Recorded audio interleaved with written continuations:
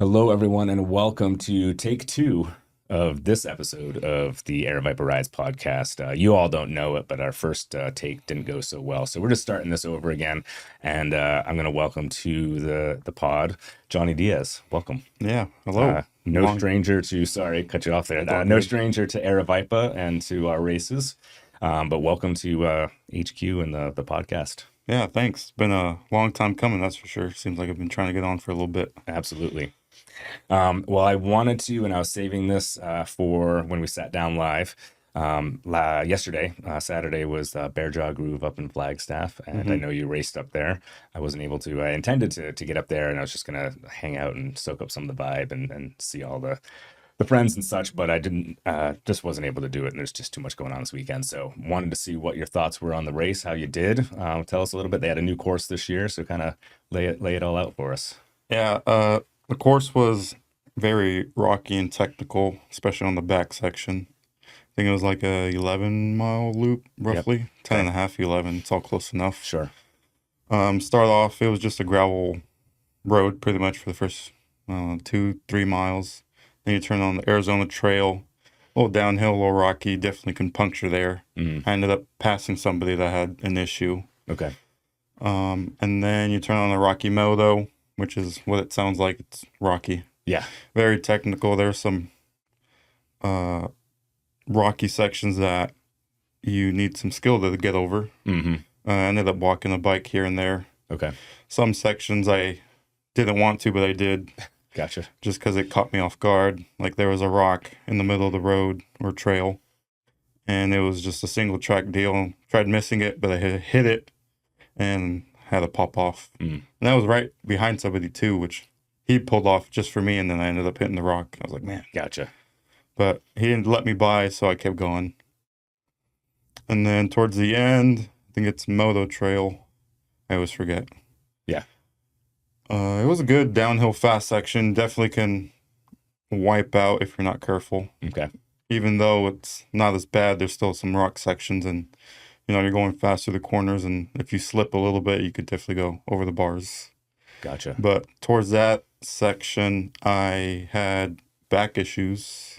Was aching and cramping a little bit here and there for some reason. Okay. And so I had to find a way to get fast or get through that fast, but try not to lose too much time. Sure. Yeah. And second place ended up passing me through that section. Okay. And that was just a few miles, probably 2 or 3 from the finish line. Yep. Passed me. He gained some time because actually pre-running through that section, I actually crashed on one of the rocky spots. Yeah. Okay. So, and I knew that spot before when I did the NBA race, 2 years ago? Sure. Yeah. And I knew it back then. I hit it going fast like always. And I was like, oh, there's a rock there. And I ended up just going right over it during the NBA race. This time around, I was like, I probably should slow down or go around this rock. Yeah. And I was like, I got it. And then I hit it, but it was way too slow. And I ended up just crashing out, hit my knee right on the dirt. Oh, boy. So I was a little conscious through there, made it through. And then towards the end, I ended up closing the gap on the kid. I think his name was Tate. Okay. And yeah, I ended up third place by about 14 seconds was the split between me and him. Okay. First place checked out. Yeah. Yep. You've ridden the course before. This is a new course this year. Tell us about kind of like some of the differences. All courses are, have their own personality, you might say. What was this one compared to the old Bear Jaw? Definitely a lot technical on that rocky section. Right. I think the old Bear Jaw course was a lot smoother. Okay. But it had a lot more climbing. I think this time we only did like 1,000 feet of climbing. Right. That's what my Wahoo says. Yeah. The other course, I don't quite remember. Had an unfortunate incident, so I tend to not remember it as much as I want to. Right. But it was a lot of climbing, but it was still rocky here and there, and you had a fun downhill section too on the old course. Right. Yep. I remember which that. was always fun. Yep. Very cool. Well, I'm glad you had a good time. Obviously did pretty well. Said you got third, so not bad. Still made the podium. Let's back it up a little bit just so that everybody who's listening and watching can learn a bit about you. Why don't you tell us just a quick kind of mini bio of yourself, what you do when you're not racing, and then how you got into the sport too. Yeah, well, my name's Johnny Diaz, obviously. Yep. Young, 26 Okay. years old. I don't want to say old because I'm not old technically, but if my Sure. back feels it for sure. Gotcha. Grew up here in Phoenix and then moved to Buckeye when I was young. And when the recession hit back in like 7, 8, 6, 7, 8, Yeah. my family moved down to Mexico Oh, for okay. 2 years. Yep. Meanwhile, my dad was traveling back and forth, and he was doing real estate with Todd Wiley, which is one of our, I want to call him family friend. Okay. I guess he is. Sure. Did that, and then came back in my 5th grade year, and then that's when I was out in Tonopah, Okay. which is 20 minutes-ish west of Buckeye. Yeah. Yep. Lived out there for X amount of years, went to high school throughout there, I guess elementary, high school. And then during high school and a little bit of middle school, I was doing sports. I did football my 8th grade year. I tried out for 7th, but then I had like a heart murmur type of thing going on. Okay. I think it's PAC or something like that, where it was like skipping a beat or something Yeah. weird. So I had to sit out for that 7th grade year. But 8th grade, I was cleared. Okay. Then I did football and track all throughout high school. And, I worked really hard during those years because at the beginning I wasn't very good. Okay. But I mean, everybody starts somewhere. Sure. So it's just how hard do you want to work to become better Right. and prove to yourself and others that you could do it. Yeah. So then when it came from senior year, I was trying to push offers out to play at the next level. Okay. I ended up getting 2 from a Division III schools. Nice. And ultimately I went to the University of Laverne in California. Okay. And I played for a year there. And then that's when I got my second concussion, unfortunately. Gotcha. And it was a lot worse than the first one, which is what they say. Okay. And I was like, yeah, I probably shouldn't. Or it was time to hang up the cleats, even though I didn't want to. Sure. But it was for the betterment of the health and the brain. Absolutely. So I guess you could say I got hit in the head a few too many times playing ball, but it's just part of it. Right. It sounds like you kind of got out though before anything serious or truly like staying, would happen. Yeah, I mean, who knows what could have happened after too, you Sure. know. I stopped there, and who knows if I could have had a third one that's even worse and Yep. done something else. But, Right. it was unfortunate. I didn't want to. I always think back at those times. I was like, man, I wish I could have stayed or I want to go back. But Yeah. I think those years are done. I still have 3 years left of eligibility, though. So there's a chance. You never know, right? Yeah. There's a small chance. Small chance. How'd you find yourself mountain biking? I know that if I recall, just from you and I hanging out a bit, it wasn't a sport that you did. I mean, you just talked about the sports that you did, so it wasn't something that you kind of was on your radar early. How did you walk into it? How'd you find it? I don't know which one came first because my dad had bought hardtail way back when because he was doing his fitness stuff too. Okay. Because my family's very active. Yeah. So my dad and brothers, we've all done taekwondo. They're doing one brother and my dad did jujitsu. Okay. And they go scuba diving and we do all this other stuff too. So we're all very active. But Very cool. I think he bought a Trek hardtail, like a Roscoe something, way back when. I was like, maybe I should get into something because I had been out of sports for a while. Okay. I was like, I kind of miss that feeling of working hard and sweating and the pain, Yeah. suffering. Yeah. And what my turning point was I was at a zoo, actually. Okay.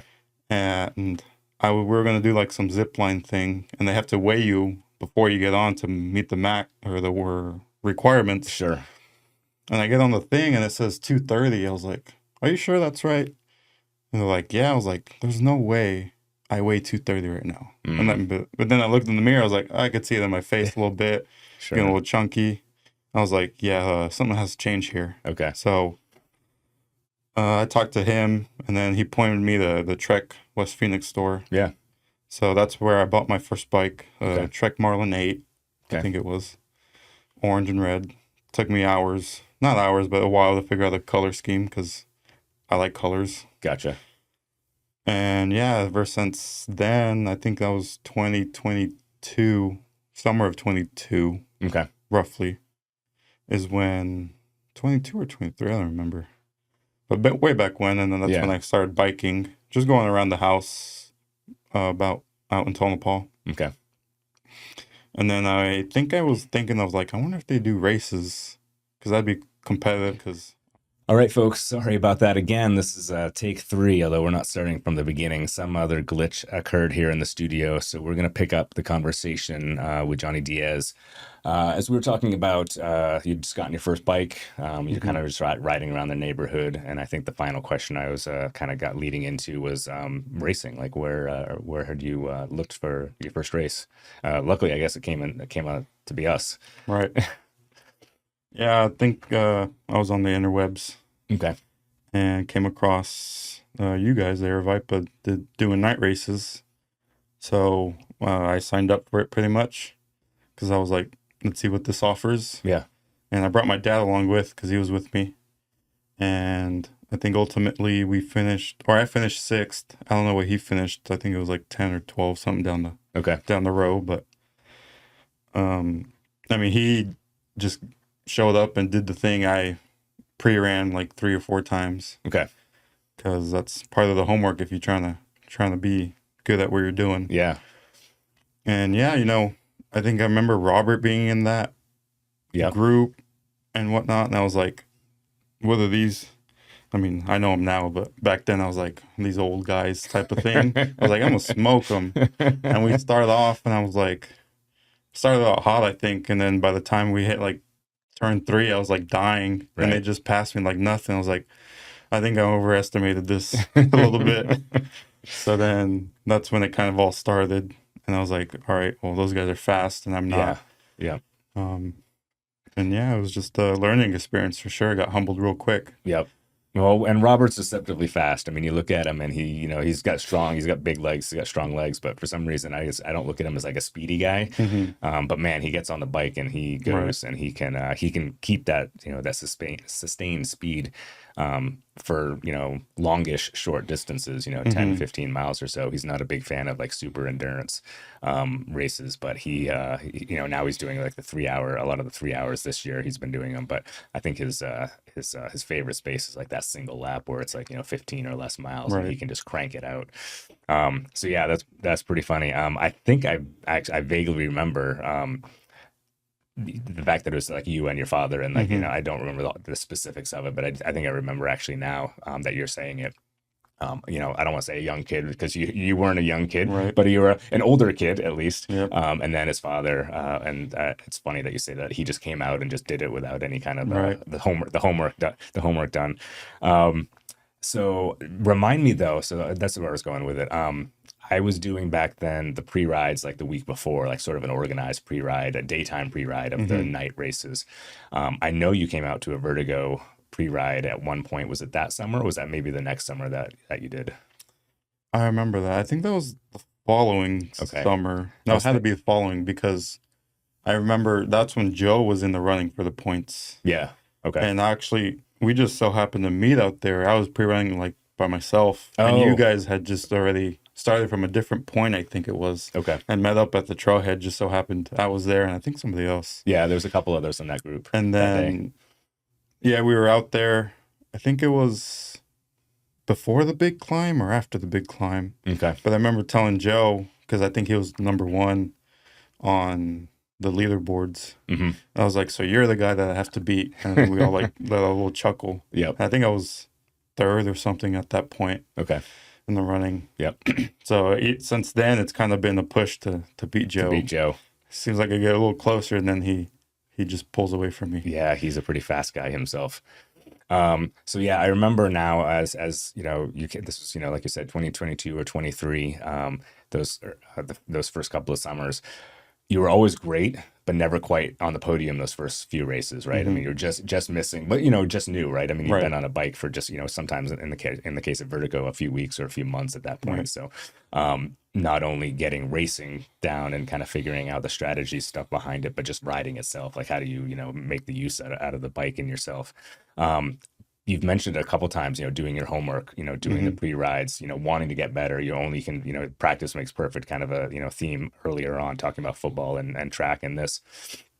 How quickly did you adopt that mentality into mountain biking? I mean, you said you did the race, pretty quickly after starting to ride.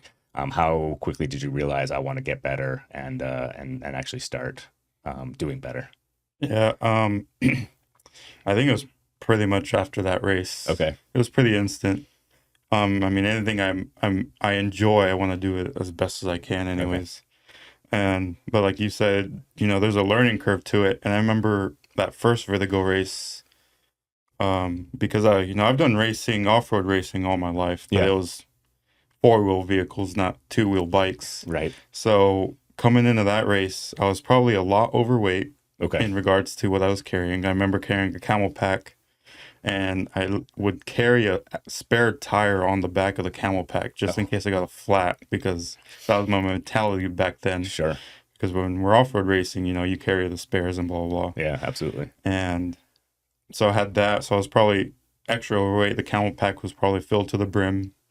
2 liters or so of Yeah, water, whatever it right? is. Yeah. Some crazy. And I had all the tools in there and blah, blah, blah. Yeah. So looking back, it was like, man, I learned a lot in this short little time. I ditched the camel pack, ditched the tire and here and there. And I'm sure the tires I was running back then was like, man, this is cool. But then looking back, I was like, why'd I do that type of thing? Yeah.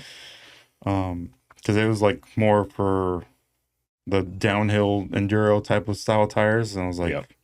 those look cool. Those look fast, but it's the opposite. Sure. Well, for cross country at least. Yeah. Yeah. And yeah, it was a long learning curve because there was a lot to learn. Yeah. But it was pretty instant to where I was like, I want to be on that top step, because it's always been like I'm above average, I feel, Okay. on finishing. Yeah. And I mean, now it's been a few years, but I feel like I'm the king of second place. Seems like I'm always on that second spot, but I can't get that top spot Gotcha. consistently. Yep. But I feel like things are kind of turning around Okay. recently. Nice. Very nice. Yeah, I think you just said it about Joe. He's someone who's definitely not an easy guy to pull in, to reel Right. in, right? So he's going to be a definite challenge for you to maintain that or to get to that top spot when he's racing too. But gives you a goal at least. Right. So you did Vertigo, your first race almost immediately, and that's in August every year. Did you come back out for? Did we do Hangover that year? That might have been the last year we did Hangover before the break. Could be. I mean, I McDowell, remember for or- that year starting, I only did Vertigo for that year. Okay. And then the following year is when it really ramped up, and I did Okay. the MBAA and all the other ones I could put my hands on Okay. or my bike on. Gotcha. So you kind of took the fall off and just from racing, Yeah. worked on your mechanics, worked on the getting better, I guess, and then came back in the next spring. Yeah, and all because one, I didn't know any better. Like I Okay. didn't know there was races all year round almost. Gotcha. I just saw that one. I was like, okay, that was cool. That was fun. Yep. And I think I looked some up, but it was like I was doing this thing or that thing. All the other stuff I Sure. do. But I think the following year is when I saw NBA had their race series. Yep. So I was like, I'll do that, and then I ended up doing that, and then just continued on. I mean, I actually have a spreadsheet of all the races I've ever done Oh, no kidding. on my spreadsheet. So when I first started to all of them, I think in 1 year I did like 18 races or something, mountain Okay. biking. Wow. Something crazy. Nice. And then it was just fun. Yep. But What's the info that you're tracking down on the spreadsheet? just, if just the wear times, how long and all Okay. that stuff, just to see like what year previous was Okay. compared to now. Yep. That's really all it is. Okay. You're not doing equipment or anything like that, like changes in the variabilities that can change with equipment or weather or anything like that kind of stuff. No, unless, like I said, I had that unfortunate incident. Bear jaw, so I'll put in my notes. Broke my derailleur or whatever, Yeah. DNF. Yep.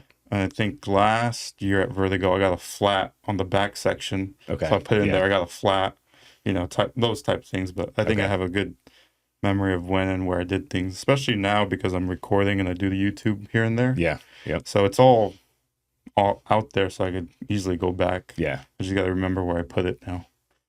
Yeah, it's been great. If you follow our social media, Jen has linked, collaborated, whatever the right term is, on Instagram, a few of your own, because Right. you'll put up the pre-ride video that you do, and you usually do the race video too.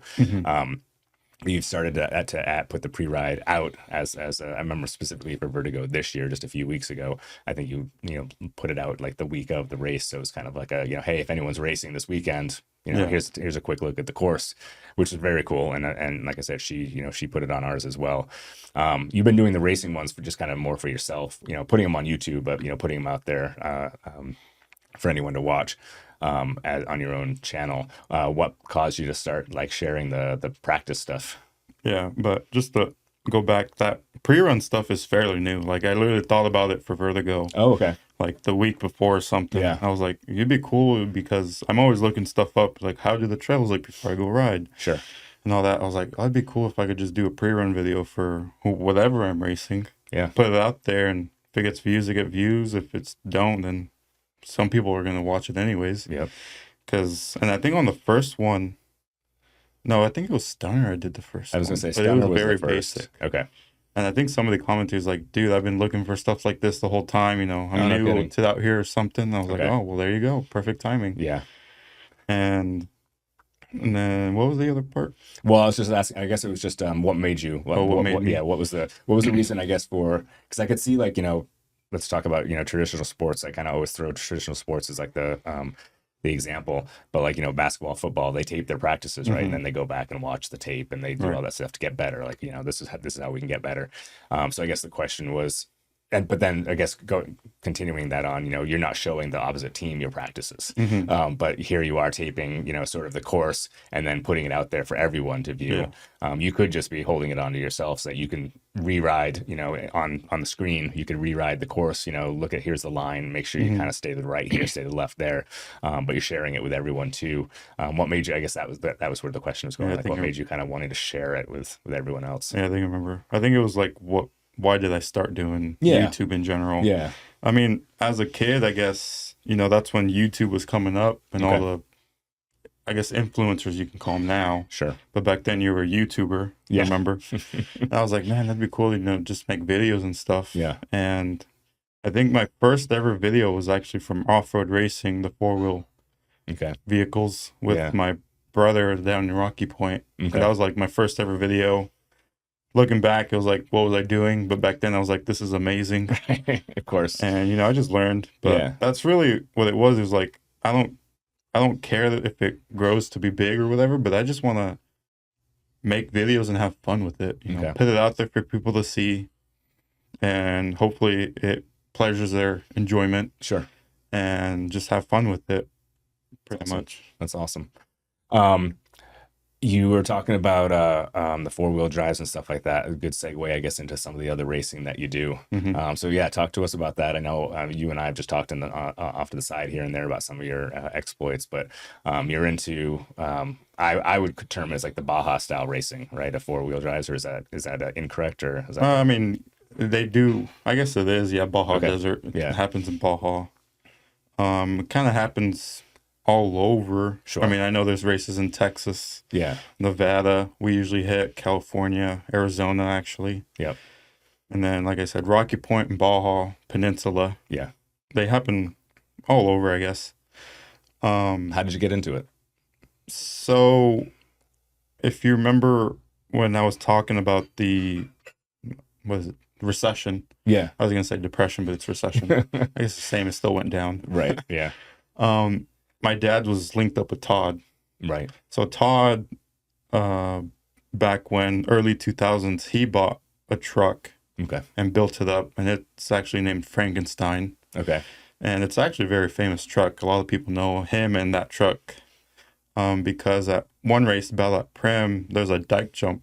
Okay. And, you come up to the thing 100 miles an hour or whatever, and you just fly off of it. And I think he has, I don't know if it's been beaten, but he has like the longest jump off of that thing. It was like 100 and some odd feet. Wow. It was like flying, and there's a video on YouTube. Okay. But he's just flying through the air, and that's where he got famous, I guess. Sure. But so the way that worked is Todd and my dad were working together doing real estate. Okay. And one of the times Todd asked my dad, "Hey, do you want to come to a race?" He was like, "Yeah, sure." So then my dad went, and ultimately through time, we were invited, my brother and I, when we were still little kids. I mean, we were getting driven up to places because my dad left early and whatnot. So that's pretty much how we got into that. And it's just been fun ever since. You know, it's definitely not cheap. I'll bet.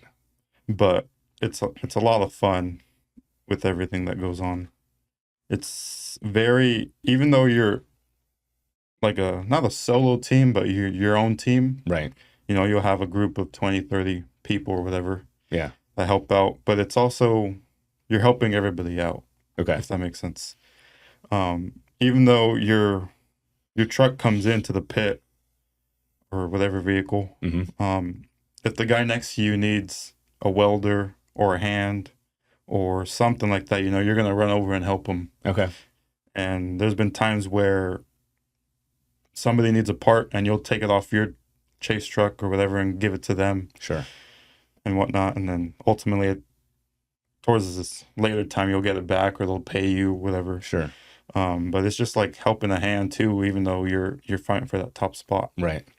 Sounds a little bit about mountain biking. I mean, in a sense, right? Because I think you see a lot of that camaraderie too. You want to beat the guy next to you, but if he, you know, if you know he goes down on the trail and you've got something in your pack that could help him at least get it, you know, you may not stay and actually help fix it, but if you can give him the tools or the piece that he needs, it's usually, I mean, from I think most of us out there, it's nothing for us to you know hand it to him and say, hey, you know, here you go, you know, good luck, get it on quick, you know, I'll see you back out there. You don't want to see anyone fail just because of the accident or you know a piece breaks or something like that, right? You want that that's the camaraderie, like I said, but the competition, you know, you don't want to lose the competition just because, you know, their derailleur broke or they popped a tire. So I can see the corollaries between the two sports like that. Yeah, I mean, they're both, you know, they're definitely different styles of racing, but it's all the same at heart per se. You know, you're going to be competitive. I mean, mountain biking, I don't know if it's pay to win type of thing, but, you know, usually if you have a good bike, you know, you'll be out on top. I mean, you could have a good bike, but not be so fit. And same with the trucks. You know, these trucks, they came out with the all-wheel drive version, which is all four spinning. Yep. And those cost upwards, I think, of $1 million, 1.1, 1.2 for the top of the line stuff. But you could get in a truck and go, you know, out there it's fast, but you could have a top of the line truck but not be as fast as these other guys that can have a 2-wheel drive vehicle and they're smoking you down the technical stuff or something. So it's not, again, it's sort of like, you know, you started to say it with the mountain biking. It's the equipment and the driver in a sense, right? The rider. I mean, you know, you could have a top of the line bike or truck, but if you can't power it, if you're not a good driver, or if you're not a good biker, you can have that, you know, $15,000, you know, mountain bike. If you can't ride it, you know, in a competitive way, you know, somebody on a $2,000 bike is going to smoke you right by because it's not all about the bells and whistles, right? Right. I mean, it's all about, I guess, like you say, the driver or the rider. Yeah. You know, they could be on a budget bike and smoke you, or you could be on top of the line with gear and all and fall down. Yeah. Or whatever. Yep. When did you and your brothers, is an older brother or younger? Younger. I'm the oldest. Okay. Oldest of 3. Gotcha. So I say 4 years apart. Okay. So I'm the oldest, and then 4 years down is my other brother, Lewis. Okay. And then I guess 4 more is Chevy, which is my youngest brother. Gotcha. So there's a 4-year gap. Between it's easy to remember. Yeah. And Lewis is the one that you race with. Yeah, he's the one that does the off-road racing with me. And actually, I got him on a mountain bike in Flagstaff one of the times. Yeah. Okay. He ended up 3rd in the beginners. The very first cool. timers, yeah. Awesome. Up in Flag, because he went to school at NAU. Okay. He just graduated this year. Nice. So I think last year's when we did it. Okay. Yeah, it had to be last year because I got hurt earlier this year. Okay. So last year we ended up both going. That's when I had gotten my new bike. Mm-hmm. So I lended him my old Trek. Yep. So he used that and I used mine, and he ended up third. And I think I got fourth Okay. in that Very deal. cool. But he did the beginners, so it was like a smaller lap Yeah. or whatever. Yep. And yeah, so we've been into the off-road racing though for, I mean, as long as I can remember. Okay. At least going to races and stuff. Sure. I mean, I remember, or if you remember, like there was the Tonka trucks, the Tonka dump trucks, the little The yellow ones. roll you could push around. Yeah. I remember at races we would, with the Todd Wiley family, we would put each other in those and we'd be racing around like in the pits doing our own little thing. Nice. That's how like small, and that's what I remember. And when did you guys start actually driving? So that would be, I'd have to remember. I remember we bought our 16 car, which is like a buggy, like a dune buggy type of thing. Okay. But not meant for dunes. Gotcha. From, his name's Rick Geyser, with Geyser Brothers, which is actually one of the trophy truck manufacturers. Oh, okay. We bought that 16 car for like $9,000. I don't even remember. It had to be, I think, post-COVID. Okay. Around that time. I don't really remember. No It's worries. been, it all blends in over time, but it's been a few years. Okay. And from that, he would usually race that because I don't fit in it. I'm a little too big. Is it it's just one person? It's a 2-seat. Okay. But they do make 1-seaters. Gotcha. And it's all, you have to be within regulations. There's certain rules. Sure. But even, I mean, when we first got it, I would ride in it, but suited up with the helmet and all, the roof hits my head. Okay. And then it scratches the helmet. So Yeah. I didn't want that. Gotcha. But even though I don't fit in it, I'd still go and support him, running the pits, Yeah. chasing him, which is like half the fun anyways. Okay. But even though he had that, I would still get in with other people. I've been in the trophy trucks. I've been in the spec trucks, Okay. which is like a step down. Gotcha. And actually a 16 car too, because I actually fit in it with one of I found him on the internet too. Oh, really? He was like, hey, I need help. And I reached out. I was like, yeah, I'll help. And Okay. blah, blah, blah. So I got in. And I've been in the 16 car too, just all around. Anything I could fit in, I'll get in. Nice. Like at Battle at Prim a few years ago, I was just sitting in the pits watching the vehicles pass by. Yeah. And so there's different classes throughout, just like, I guess, mountain biking. You got the single lap or the 6 hour. Okay. But you'll have a class 11, which is like a 1967-ish, 60s Volkswagen Bug. Okay. Running around course. It's as stock as it can be pretty much. Yep. You got the roll cage, all the safety stuff. But Sure. we're sitting in the pits, and then the Bug comes in, and his name's Greg Shapiro. He actually lives across the street from from Todd. Okay. Out in Peoria, and we're good friends with him. He's like, I need somebody to jump in the co-driver's seat, because he had to get out for another race that same day, because even though Battle at Prim is a short 12, 13-mile loop, Mm-hmm. but it's throughout the whole day. So in the morning, there'll be X amount of classes, Okay. and then the hour and change passes by, and then the next set of class goes through. Okay. So it's like all the slower vehicles kind of start first, and then it ramps up. Gotcha. So you'll have all the 11s and the 9s and the 5 cars go through, which is like Volkswagen motors and stuff. Then 16 cars, they have a class by themselves, because they'll be up to 30 plus cars in that class. Wow. And then it just, UTVs, which is a big thing now. Mm-hmm. There's a lot of those. There's like 60 plus. Okay. And Greg had to jump out and qualify or get ready for the 16 car race. Gotcha. So he was like, I need somebody to jump in. I was like, I'll do it. And so I had to literally run back to the trailer, get my stuff on, and run all the way back. And it was like Superman, jump in the thing, spin around, come out. Like, that's how it felt. Wow. And then I jump in the car, and we just take off. The guy that was in there, the co-driver's seat, originally jumped to the driver's seat. Okay. And I didn't even know the guy.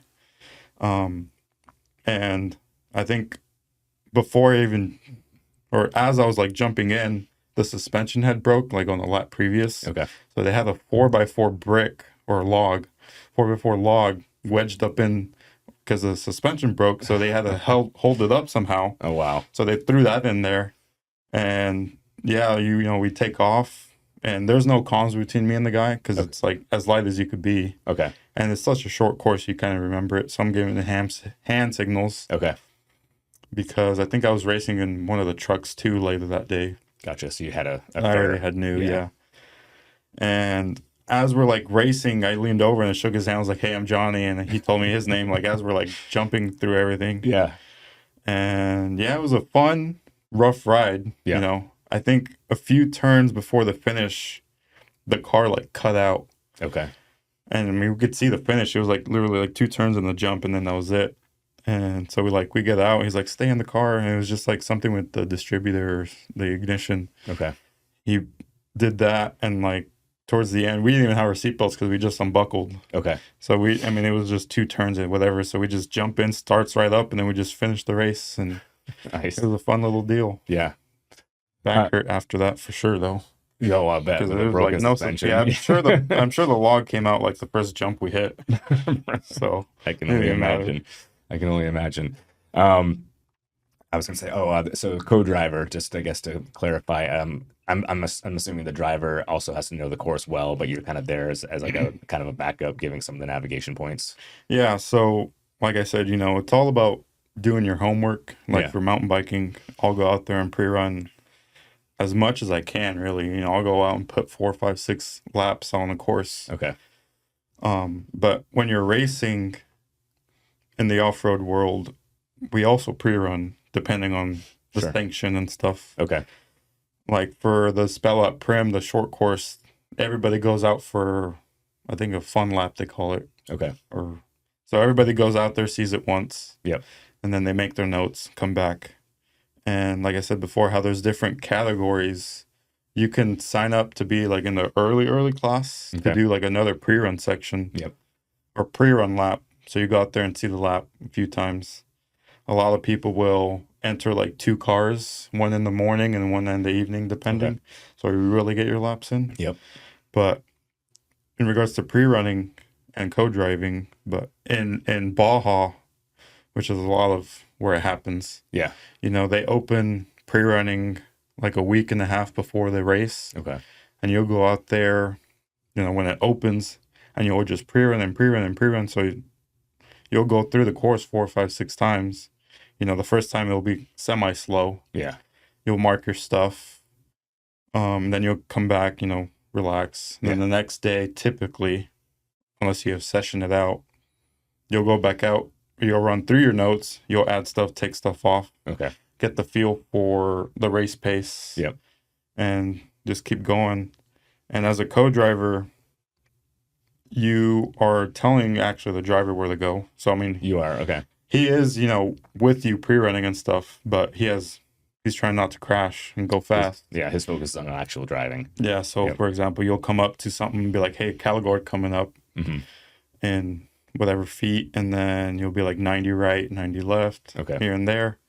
Depending on the driver, they have different ways of how they get communicated. Okay. Communication. Like me and my brother, when we race, we'll be like right 6 Okay. or left 5. You know, left 4 sharp type Okay. type of stuff. And it's just the numbers mean a certain way that the turn is. Okay. So Are you just- using like the clock system, like 4 o'clock, 5 o'clock, or is that no. So for example, like a 1 would be like a 180. okay? Either way, left, if I say left or L1, Sure. it's left 180. Yep. And then it'll just slowly go, I guess, open up to where it's bigger. Yeah. Like a 2 would be like a 90. Okay. A 3 would be less than a 90. 4 is a 45, and 5 is a little straighter. 6 is like as straight as you could be. A Gotcha. little left and right. Okay. And usually for 6s, you know, you just tell them stay pinned, just keep Just going. go. Yeah. And then even though I'm telling him where to go, you know, there'll be times when you're behind a car catching up and you have the dust in front of you. Sure. And then you have people behind you Right. that are faster, because even though they try and start it, the fast cars first and the slower towards the end, you know, people break down, or you're just faster than some people in the class above you. Sure. So you'll be in Baja, there's a thing called a Stella. So it has VCPs, which is a virtual checkpoint that you have to hit throughout the course for Okay. Baja. Yep. And then also, if somebody's behind you or in front of you, you can hit the button and it'll alert the car. Like, hey, somebody's behind you, or you're Okay. like, hey, I'm behind you. Yeah. Then you can hit it and be like, okay. And also mechanicals, or if there's like an injury, you can hit like an SOS button. Okay. All that. But you're always watching that stuff, and the gauges is a big thing too. You know, you got to watch the water temp, the trans temp, oil Sure. pressures, all that. Even Yep. like with these big money trucks, you know, you have tire pressures and Sure. all these little things that you have to keep an eye on. Yeah. So it's not like you're just sitting there for the ride. You know, you got to Right. A lot know of what you're work. doing. Yeah, especially when you're in the dust chasing somebody. Yeah. There'll be times when you'll be in the dust for miles and miles and miles, and you're just like slowly creeping. But once you get closer, you know, the dust thickens. Right. You can't really see. And there'll be times when you hit something and it's just like pitch black. Like you can't, you're like, where am I going? It's like, I don't know, just go straight. Like you can't even see the GPS right in front of you, and it'll be like here to like right here. Yeah. And it's like, I can't see, just hold on. But it's all fun. Yeah. It gets the adrenaline going. And even though you're in the dust, you know, you have the jumps, you have the rocks, Right. you have the dips, all this other stuff too that you got to keep an eye out. Right. Because if you hit, you know, one thing wrong, you can roll the vehicle over pretty easily. Sure. How many of the races are you making a year? It's a lot. So Max Legal, one of my sponsors, we sponsor the SADR race down in Rocky Point, Okay. Southern Arizona Desert Racing. So they will have 4 a year. And then the Baja Score Series, Score International, they have 4 of them. Mm-hmm. And, you know, there's just stuff throughout the whole year and different sanctions. Sure. Like Score has 4 of them, and then the other ones. But in a given year, I mean, I think this year I'll probably hit myself like close to 10 Okay. off-road races. Wow. But in a year, you know, you can hit up 16 of them or whatever. Yeah. It's a lot. It all depends, but they all happen all the time. And you don't even have to race. You could just go and spectate, which Okay. is fun Sure. too. Sure. Absolutely. Or helping out other racers. Yeah. That'll happen too. So between this and mountain biking, you're doing obviously a lot Mm-hmm. of racing, as you said earlier, and you've certainly been upping that game too. Are you pretty much like every weekend's kind of somewhere else, some kind of race? Yeah. So during the summer, it slows down, obviously, Okay. because the heat. Yeah. But even though it's summer, I'll still try and find somewhere to go. Okay. Especially with the racing and the mountain biking, there's stuff that overlaps. So it's like I have to pick one or the other, Yeah. which breaks my heart, but I have to do it. Sure. Either way, it'll be fun. Yeah. And especially when I was running, because I did the running races a little bit too. Yep. There would be times when I have 3 races in the weekend because I'm crazy. I'll do mountain biking Friday night, Yeah. then I'll run Saturday morning, and then I'll do a run Saturday night again with Aravaipa. Wow. And then sometimes Sunday too, just depending, but I usually did a few of those. Multiple event weekends. That's pretty nuts. But So Mex Legal's your main sponsor, your team, but obviously you've got some others. It's a pretty even if you're running some of the smaller class vehicles, it's a pretty expensive sport, right? So I imagine that sponsors are a pretty big thing. Do you want to drop the names of yours or say a thank you or anything like that as we're kind of talking about it? I mean, certainly give you the platform to do so. right, I mean, yeah, they help me out and everything I do. They're the reason why I could do the things that I do and Sure. have fun with it. Yeah. Yeah, so Mex Legal Racing is a big one. That's actually a company my dad, I guess, and I started, but he usually does it. Okay. That does, it's like Uber for lawyers, but in Mexico. Okay. So say you get pulled over, you know, we have an app, Yeah. so you can hit the traffic stop, and then a lawyer can call you and help deal with that traffic stop, whether it was a true traffic stop or a false traffic stop. Okay. Because sometimes the police down there aren't the nicest, and they'll try and get you for little things. Sure. But that's what we did, and that started because way back when, during the Baja 1000, we were coming home, and one of our chase trucks got in an accident. Okay. And I think the cop that pulled up, he was like, "Do you guys have legal representation?" I just botched that. It's all right. But And my dad's like, yeah, of course. We didn't, but just to put in their head. And that's Sure. where it all started. Okay. And it's definitely grown. I put up some equity in it. So I put Okay. some money in and have some equity in that too. So that's a big deal. That's Mex Legal app. Okay. But, for racing, you got to add the racing. So it's Mex Legal Racing. Right. And then Gooder is a sponsor I got this year, actually, for 2025. Okay. The glasses? Or Yeah, is the this a different... sunglasses. Okay. Last year I applied, they denied me, and then this year I applied again, and I got accepted. So that's a cool deal. Very cool. And then when I started mountain biking too was Seal Savers. So if you ever see my bike, on the seat post, and earlier in biking, but on the seat post I have like a little cover right where it enters. Yeah. So where the seal goes, I guess, and it just helps protect it from dirt and grime to get in there. There you go. Probably need a new one. I've been running that one for a few years. What's your favorite of the off-road races that you do? The ones that I'm in, racing in? Yeah, the ones you're racing in. No, like the ones that I'm literally in, driving or co-driving. Yeah. But that's tough because each race, just like mountain biking, they're all unique in their own way. Even though you've done the race 6-7 times, each race is something happens to where it changes it. Yeah. The funnest one I've had, that's tough. I could tell you the most memorable one though. Sure. Go for it. Last year, 24 at the Baja 1000. Okay. So that's a 1,000-mile race down in Mexico. Yep. Depending on how things work out, it's either point to point. So you'll start in Ensenada and end in La Paz, which is down the peninsula, or there'll be a loop. That year it was a loop. Like I said earlier, I was in a 16 car with Charlie, his name is, and he decided to run the 1,000. Okay. And for the 1,000, you have multiple drivers throughout the whole course sectioned out. Yep. So he was going to do the first 200. Okay. And then I got my brother on board. So my brother and I did the 200 to 400. Okay. And then 400 to 600 was somebody else, and then somebody else from 6 to 8. But since I'm crazy, I stayed in that 16 car for, I think, 13 hours. So I started the race at 0, we'll call it. Yeah. And I went all the way to 400 when my brother got out. Okay. So I saw the morning and I think we finished at when I got out, it was 1 in the morning or 2 in the morning. Wow. And we started probably, I don't know, 9 or something is when the first car takes off. Okay. But I mean, that's 400 miles of the Baja Desert. Yeah. And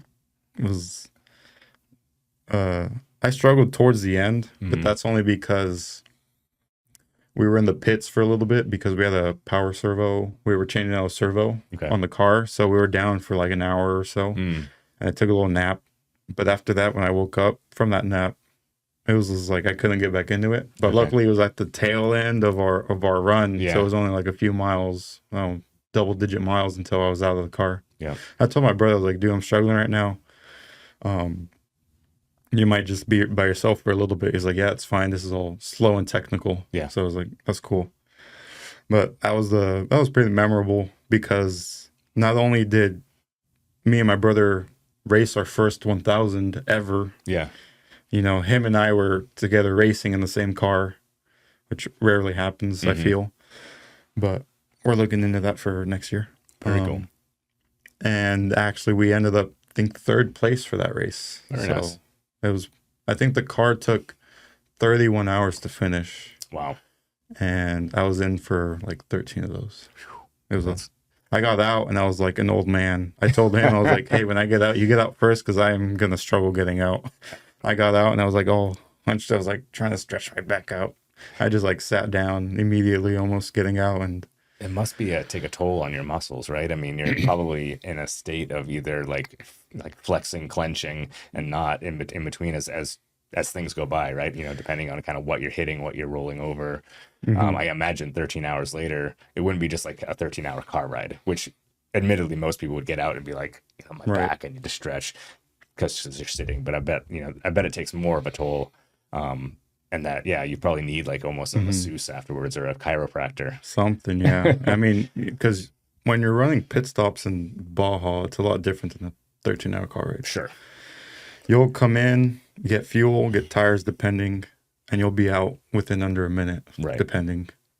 So there's no P stops or anything like that. Yeah. Unless you have a mechanical issue when you're in the pits and you have to change something that takes 45 minutes or an hour or whatever.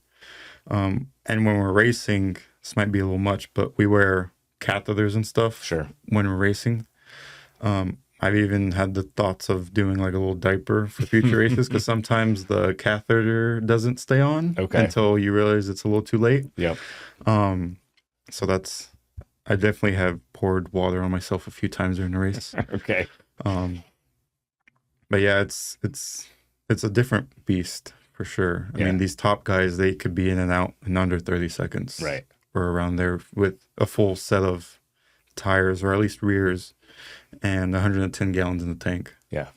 Yeah. With these little cars, I mean, we'll put like 20-ish, 25 gallons. Yeah.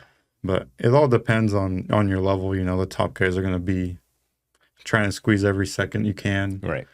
And, you know, if you're out there for fun, but still racing, you know, you'll still do what you can, but it's not as much of a pressure as these top guys. Sure.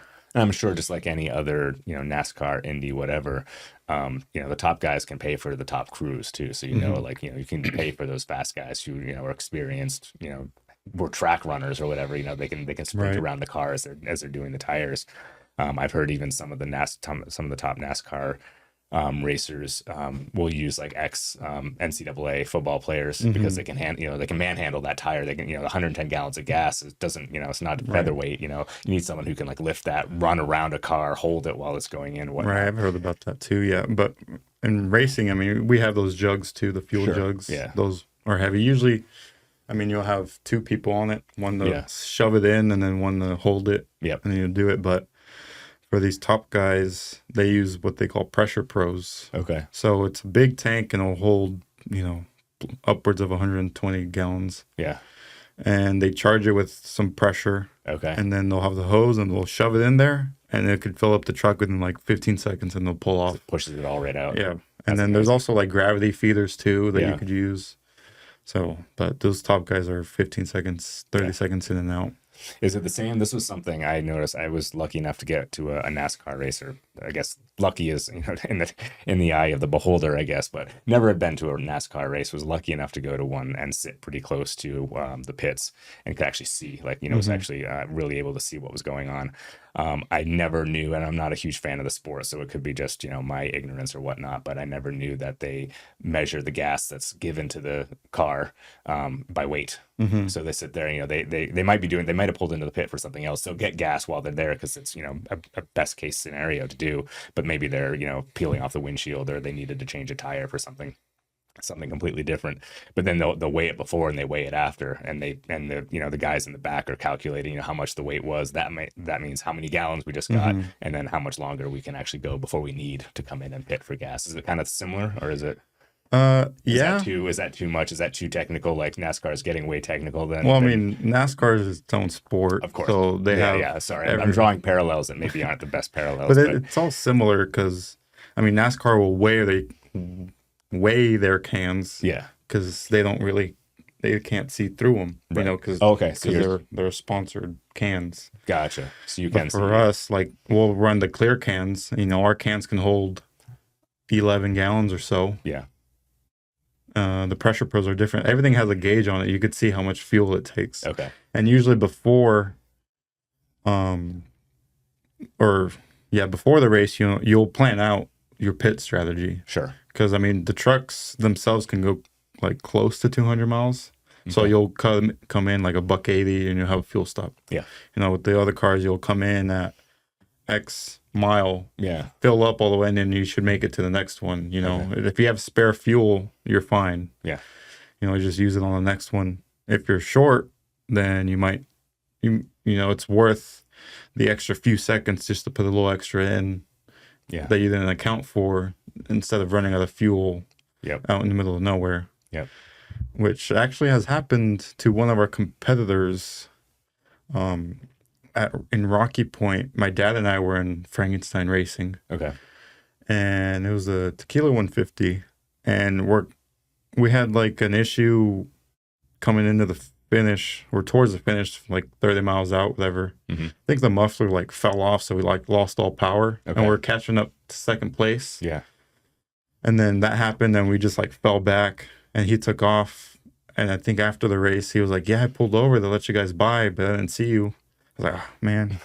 But we're coming into the finish, Yeah. and the finish was like a 180, but it was like a longer 180. It was like you come in, you do a left, drive a little bit, and then another left. Okay.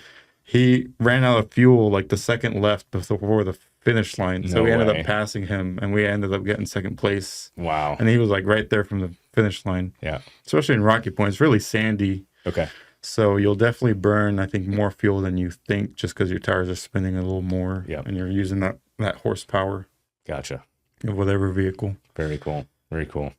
Let's throw it back to some mountain biking to wrap things up today.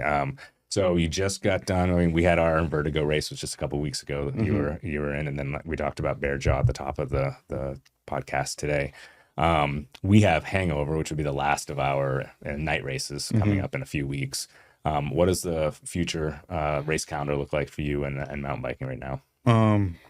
Off the top of my head, I'm hoping to make the Hangover. Okay. Just so happens that there's that point-to-point Seder race that same weekend. Gotcha. But the race isn't on till Saturday. Okay. And it actually starts at the border, so it's a Okay. shorter drive. Yep.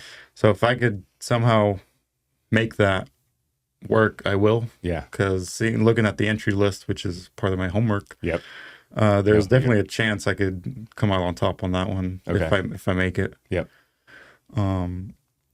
And future races, I'm getting in the gravel, so I have a few gravel races coming up. The Chino, the Village Gravel, I think. Also. Oh yeah, the new series up there. Yeah.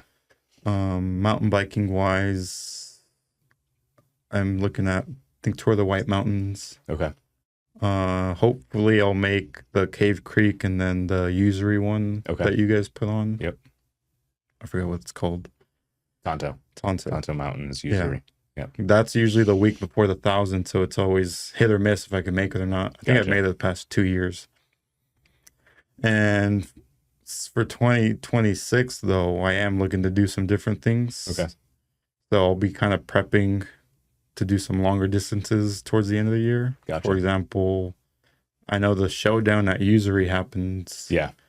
And last year I did it with Anson. We did a duo. Okay. But I plan to do some, I think, crazy stuff like next year. Okay. Some stage racing, some stuff like that. So I need to do the longer distances, but I was thinking doing the solo for 8 hours at Usury. Okay. Just to start working my way to those distances and working on fueling, and hopefully my back can hold up. Very good. Very good. But that's towards the end of the year. There's probably some I missed. Yeah. I have it all on my calendar though, so I know what's coming up. But that's off the top of my head. Okay. That's just mountain biking though. That's not including all the other races. Right, of course. You said stage racing and some longer endurance. Do you have a race or two picked out that you're kind of aiming for towards the end of the year or 2027 even, or just a bucket list race in that sense of like a longer distance? Yeah, some are bucket, and then some are if I can make it in or not. Okay. My schedule. I know there was later this year, even though I can't make them. I mean, I probably could, but I'm not in the shape that I want to be in. Okay. Especially with the injury, I have to bounce back. But there's Baja Epic, which is actually happens in Baja. Okay. So that's a stage race, like 3-4 day race. It's like 200 some odd miles with some crazy climbing. Wow. There's another one that kind of commented on one of my posts. It's like the ARMT bike. Okay. Which is more like in the middle of Mexico, like Jalisco area. Okay. They do another stage race type of thing. And actually, I think my grandparents are from Jalisco area, so it's like right down the road per se. Yeah. That's where my dad is right now. Nice. He's down vacationing and I guess doing business. So those are some races that I plan to do, or I'd like to. Not this year, but next year. Got to work my way up. Yeah, got to get there first. Anything in the States? Any long distance ones that you picked out, or? Oh, I definitely want to do the Leadville eventually. Okay. The 100. Yep. stuff like that. It's kind of like one of those, like if you're Bucket gonna, list yeah, things. Yeah. yep, I don't know exactly how qualifying works for that and stuff, right, but yeah, there's definitely those. Like the 8 hour showdown, I'm gonna try and yeah, solo it unless I get a teammate or something. okay, Maybe just split it up, whatever, yep, and just start doing those. I think for the White Mountains, I don't know if I'm gonna do the gravel ride or Okay. the 35-mile mountain bike. cross country, yeah. I kind of want to pre-run to see which one I like more. There you go. Just bring both bikes. Right. And Well, make a, I was hoping to make it like the week before and Yeah. ride both. Go up there, do the gravel ride, sure, then like spend the night or something. yeah, Just do it spend the next night and day. the next day do the mountain bike or vice versa. Yeah, Just to see how it feel. it's a long drive. That's the only problem. Yeah, Maybe gotta not make the it only week. problem, but it's certainly a problem. I know. Right, it's like 5 hours for me. Yeah, it's a long drive just to commit to the pre-ride. I've done both, Mm-hmm. the cross country and the gravel up there, and both times I did it without seeing the course because there was just no way I could get there before. Mm-hmm. I think I was with Joe, both years, and I think one of the years either he had gone up or we might have ridden a little bit, Mm-hmm. like just like say 10 miles or so, like kind of an out and back, just to kind of get a feel for it. But yeah, there was no way like we could get the whole like 35 miles in just before because we just didn't have the timing and Right. stuff, both with I work and the know, drive and all that stuff. So Yeah, I was talking to Joe yesterday because he was up there at Bear Jaw Okay. too doing Yeah. a quad with Robert and yep, the other kids. And he's gonna pre-run up there like the 14th of September or something. oh okay, But because he's gonna go visit some friends or something, and just so happens something's going on, so he's gonna pre-run. gotcha. But that's the same weekend as the Ball Hop 400, which is probably the one weekend that I'm going down there to race. Yep. Or at least go down there and help out. Right. So I can't make that one. Oh, the Pinewood Showdown, that's what it is. Oh that yeah, race is happening that's a that new week. one. Yeah, that's a new one from I've been Zia. trying to do that one too for like 2 years. Okay. Um, That one, is it just gravel? I think that one's just gravel. I think right? it's just gravel. Yeah. Uh, Yeah, I think it's newer. I'm not as 100% as familiar with it. But yeah. I think it's just a gravel. It was like Fire on the Rim that I've been trying to get to, but I can't make it. Up in Pine. Yeah. Yeah. But I think also for next year and continuing on, like gravel racing too. I've enjoyed it a little bit. The first one I did was Chino on Last my year. mountain bike. Yeah, and Okay. I got first overall in the 20 mile. There you go. So I was like, well, now I got to bump up to the 40. So, but just like gravel racing, it's a lot different than just mountain biking. You know, Oh, it's yeah. a lot longer and stuff. So, but I enjoyed it. Yep. So You got a gravel bike too. Yeah. Didn't you? Yeah. Remember talking about it. new gravel bike. Nice. So you're back to Chino. You're gonna do the 40. Yeah, 40. Okay. That's the plan. Very nice. I might not like pre-run on the bike, but I'll probably drive it to see how Sure. everything feels out. Yep. You know. Yep. Cool. Well, if you're thinking of it, I'll drop a thing for us.